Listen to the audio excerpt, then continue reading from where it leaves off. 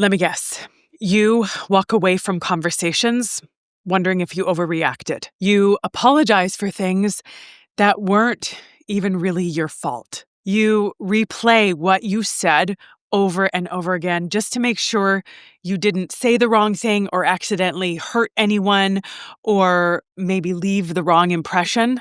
You take responsibility for other people's moods and call it being self-aware. No matter what happens, you always seem to find a way to make it about you and your responsibility. And like if anything isn't perfect or anything goes wrong, it's automatically all your fault. But here's the truth. This isn't a character flaw, and it's not even about low self-esteem or you being too sensitive. This is just a survival response. Your brain taking a shortcut. Let me explain. Our brains, all human brains, are designed to take shortcuts, to move away from pain and towards pleasure. And sometimes that away from pain and towards pleasure means doing things as quickly and as straightforwardly and as simply as possible. And when you're overwhelmed, especially as a child, because this is where these shortcuts start in childhood, these shortcuts were how you made sense of the world. This was about survival. So here's an example. Let's say when you were a kid, you accidentally spilled something, and then your parent totally blew up, saying something like, "Oh my gosh, what is wrong with you? Can't you do anything right?" As a kid, it was a lot easier for you to think, "Oh, I'm a bad kid," or "I did something wrong," or "This is all my fault," than to think, "Oh, my parent doesn't seem to be very good at regulating their emotions when they're having big feelings." So blaming yourself was the faster route. It was the easier route. And even more than that, you learned early on that if you blamed yourself and felt like it was all your fault, then at least you kind of had this sense that there was something that was in your control. Because if you caused it, you could uncause it.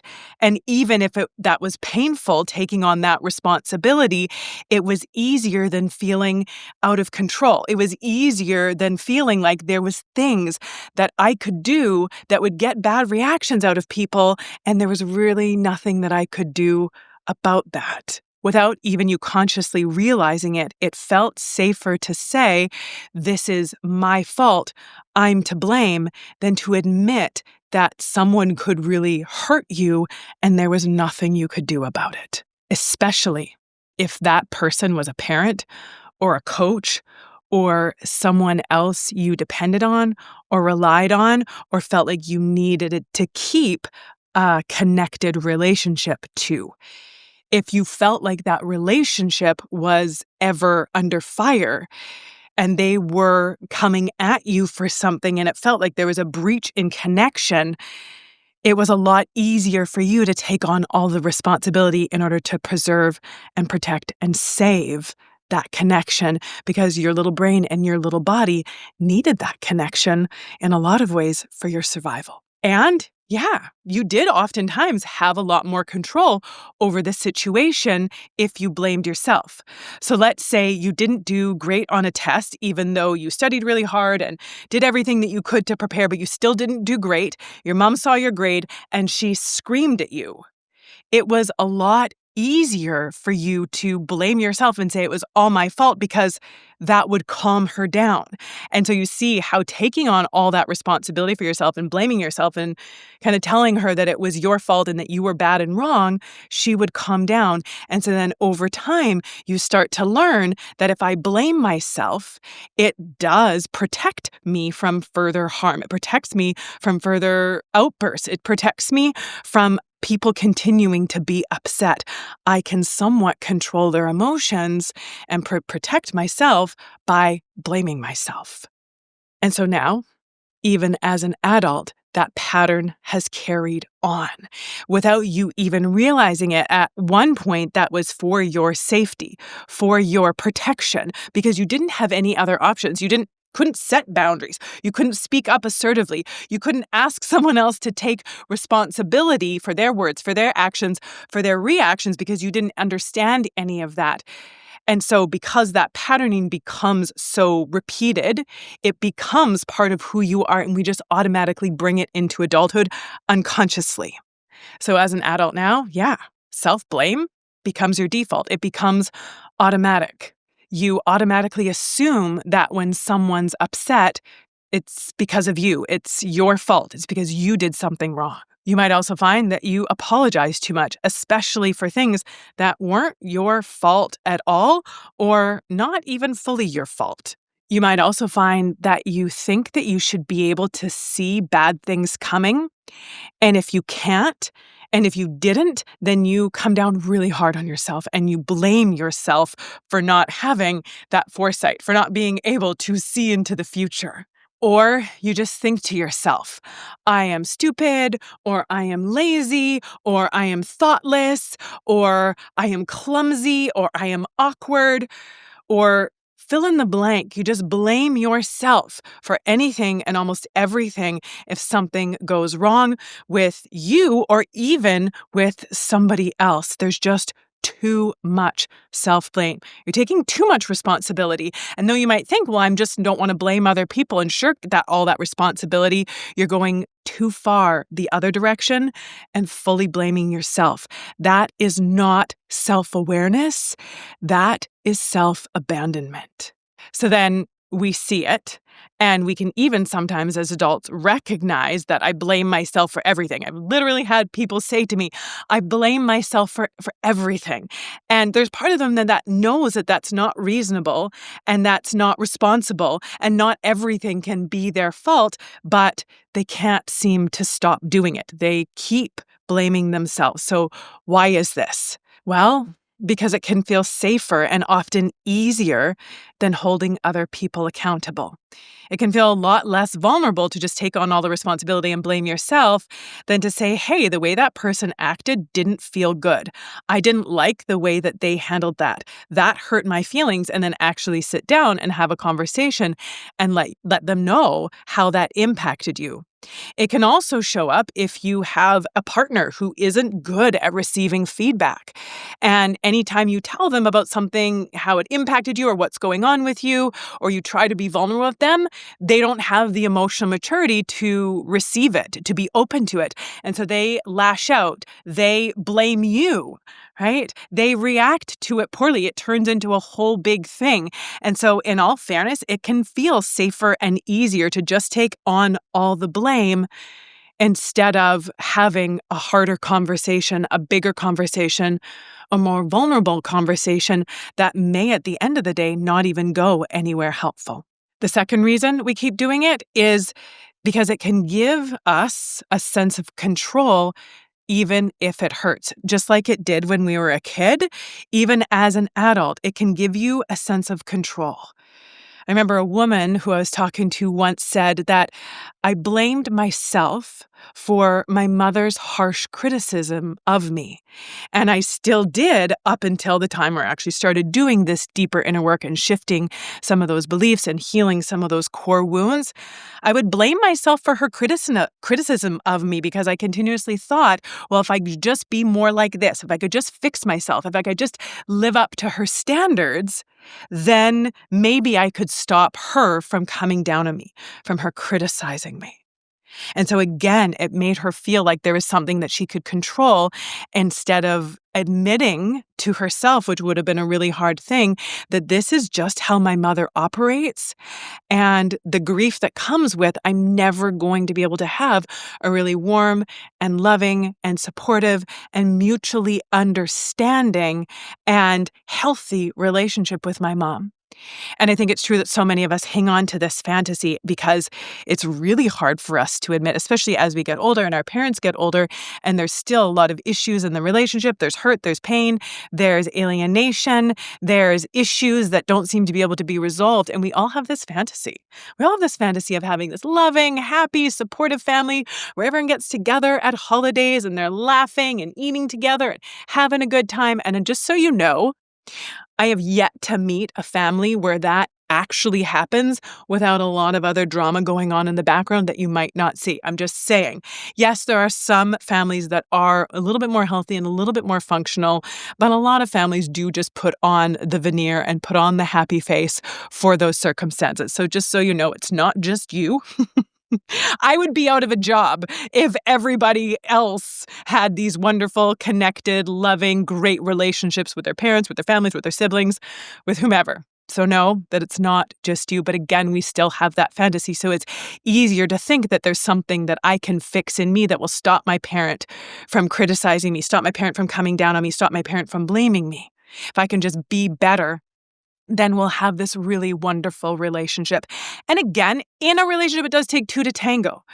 But you can't take on all of the responsibility for making the relationship wonderful if the other person is not really doing anything. Because again, that's not about personal responsibility. That is about personal and self-abandonment, trying to mold and model yourself into this very kind of truncated version of yourself just to be what you think other people need you to be, which isn't the whole story of who you are.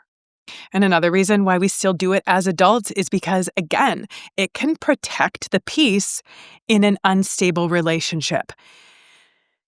And as hard as this can be to come to terms with, if you had a chaotic family life, or if you had a chaotic relationship with one of your parents or an unsafe relationship with one of your parents, then those mirror neurons in your brain make it more likely that you are going to choose relationships, partnerships as an adult that mimic that chaos. Not intentionally. This is subconsciously. It's just because our brain goes for what's familiar, what's known, the patterns that we're used to, not necessarily what's good for us. So if you had a more chaotic relationship with either or both of your parents growing up, then you probably have a little bit more of a chaotic partnership now. Not everyone. Some people are able to break that pattern. But if you have gotten yourself into the same pattern, again, it's not your fault. It's not because you're a sucker for punishment.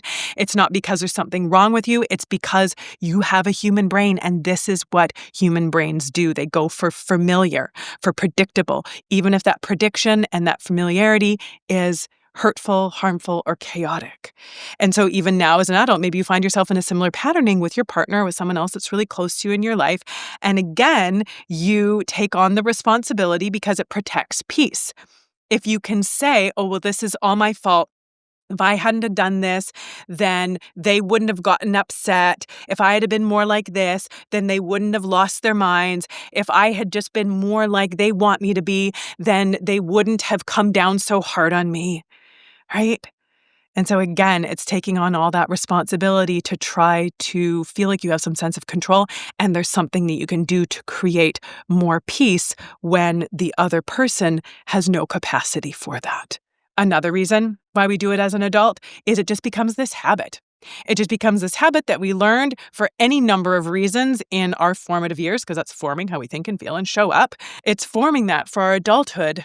And so we just continue on with that same formed habit unless we do something to notice it, to deal with it, and to break it. So imagine a child whose parents are always fighting. One day, after overhearing a particularly explosive argument, the child, who is obviously their nervous system is disrupted, they're feeling in some kind of distress, thinks to themselves, well, maybe if I had been better, then they wouldn't have fought today. Maybe if I could have sensed the tension as it was building and smoothed things over with them, then this wouldn't have happened. And so again, the child takes that on, even though it was something that they had nothing to do with. Again, it's like this self-protection against these really distressing feelings, this nervous system disruption, trying to get some sense of order and control when they feel out of control. And that is what trauma does. It overwhelms your system and convinces you that self-blame is safer than the reality that other people can hurt each other and hurt you, and there's nothing that you could do to stop it. So, How do we shift this? What do we do about this now that we see what's going on with us with all of this self-blame? The first thing is we're going to notice. We are going to notice whenever we go into that self-blame spiral, whenever we start taking over responsibility for our part and saying it's all my fault, or I should have done this, or I could have done that, or why didn't I do this? And again, this isn't that self-responsibility part of it. This isn't like, what was my part in this? And how do I want to be showing up differently? No, this is when you take it all on yourself. Fully blame yourself for something. We're just going to notice it and just say, I notice that I am going into self-blame right now, that I'm going into overly blaming myself for something that probably wasn't all my fault. And just by doing that, we start to create that space between ourselves and that pattern, that experience, that behavior. And might seem just sort of weird at first when I'm talking about it, but try it next time just to notice it and name it. I am going into self-blame. I see that this is my pattern that I'm defaulting to because it's this pattern that I have always done. So just see it. I am self-blaming. That is what's happening. And we don't need to judge it. It's just what is happening in that moment. The next step is to look at your thoughts about it, to really just take a step back and assess, what am I thinking right now? I am thinking that it's all my fault, that I should have known this, that I should have done that this wouldn't have happened if I had been more like this. And I want you to think about a really good friend who came to you with a similar circumstance. And they were like, oh my gosh, Julia, I'm such a terrible person. This happened and it's all my fault. And I should have known. I should have done this. I should have been able to predict that. And I shouldn't have acted this way. And I should have taken this on. And I shouldn't have done it this like that, or whatever that is. Would you say to them, oh yeah, you're pretty terrible. This is all your fault. I can see why everything blew up and it's all because of you. No, you would be like, hey, don't be so hard on yourself. Sure, you might have played a part in it, but I don't think you deserve to be taking on all the blame for yourself. Let's look at the other parts of this, the other people involved in this, and the contributing factors. Let's get a fair assessment of the situation, because what you're doing right now, it is not fair to you. And I don't like when my friends talk meanly to the people that I care about. And you are my friend, and you are talking meanly to yourself, and I care about you. And so just asking yourself, would I ever come down this hard on a friend that I really liked and respected and thought well of? Or even probably someone that I didn't think all that well of, I still probably wouldn't come down that hard on them. And learn to offer yourself that same grace, that same understanding, and that same compassion. The third step is, again, get really honest with yourself about how much is actually your responsibility. How did you contribute to this outcome, but being a little bit more honest and reasonable about it. For example, let's say you have a friend and you're having a conversation with them, and then all of a sudden they end the conversation really abruptly and sound kind of annoyed, irritated, upset, and you don't really know what happened. But you instantly assume, oh, I must have said something wrong, or I must have done something wrong. It's all my fault that they're upset. But then a second later, you take that minute, you notice, okay, I'm going into that self-blame cycle again. I'm blaming myself for it.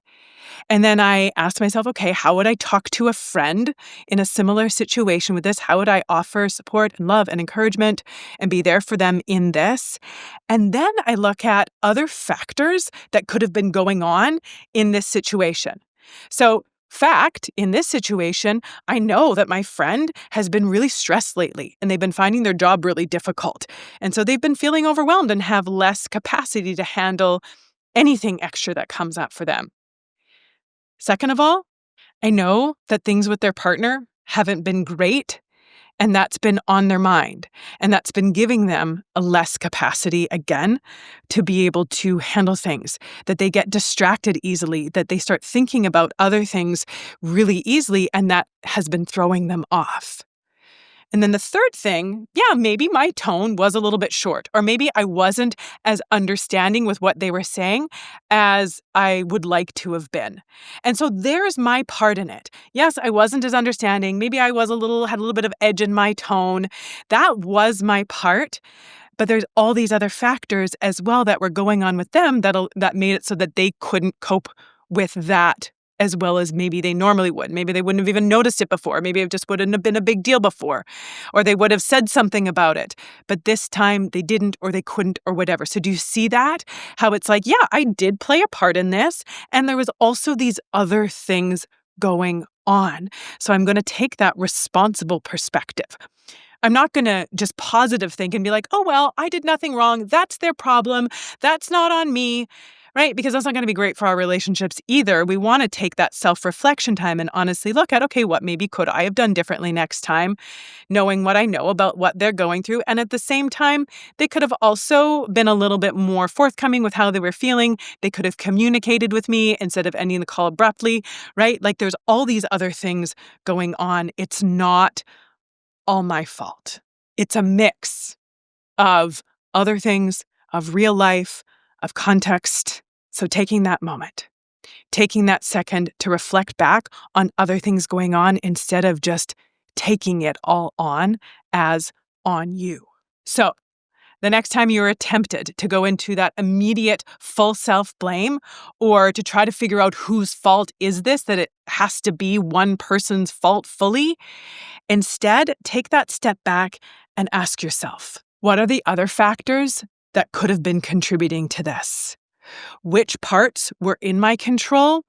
Which parts were not? And if I want to learn from this experience about the parts that were in my control that I would have liked to have done better, what can I learn from that? And what do I want to do differently next time? In any situation, when things don't go the way that we want it to, going into any kind of self-blame, self-rejection, into any kind of self-abandonment, any kind of just coming down so hard on ourselves and kind of getting stuck in that, it's not helpful. It just makes us feel terrible. And so, yeah, it's not about just saying like, oh, well, not my problem. I can't do anything wrong. It's someone else's fault. I'm not responsible for this, because also not super helpful for our relationships. Instead, kind of taking that responsibility for ourselves and being like, you know what? That didn't go the best. What do I want to learn from it for next time? Of the things that are in my control, what do I want to be doing differently next time? And also, what do I want to be leaving with somebody else and not taking on or immediately trying to fix or immediately thinking that it's my responsibility to solve it for them? So again, it's that healthy balance of like, what is my responsibility and what part do I want to play in this, or what do I want to do differently next time? And what part do I just need to kind of bless and release to leave with them? Yeah? If this is resonating, I want to give you something that's going to really help with this self-blame spiral. It's going to really help to interrupt those self-blaming thoughts. And it's called my 25 power thoughts. And this is a whole list of 25 different grounding, centering, calming thoughts that you can practice using whenever your emotions are feeling all out of sorts. Whenever you notice yourself feeling upset or triggered or spinning out into unhealthy, unhelpful, self-defeating thoughts. Bringing out a couple of these thoughts, going through the list anytime and seeing which one is connecting with me, which one is helping me, and how you'll know that it's helping you is because you'll feel more of a sense of calm. You'll feel like the edge will be taken off those intense emotions. And in a lot of cases, you'll feel like you've got the ground underneath your feet again and you can think more clearly. And the emotion and the intensity of the emotion has completely settled. That's the power of choosing and having and knowing your best grounding thoughts. They really do help to ground you. So I have a list of my 25 favorite ones that work really well. You can grab it completely free. The link is in the description below. So now, let me leave you with this. You don't blame yourself because you're actually broken. You blame yourself because at one point you learned that it kept you emotionally safe. But now, you deserve more than survival. You deserve peace. You deserve, without constantly questioning your worth or thinking that everything is your fault. And that begins with you not believing that if anything goes wrong, that it's automatically all on you. There's a lot more at play than what that first thought is trying to tell you. Make sure you grab those 25 power thoughts. And until next time, take good care of yourself. Take good care of those around you. Bye for now.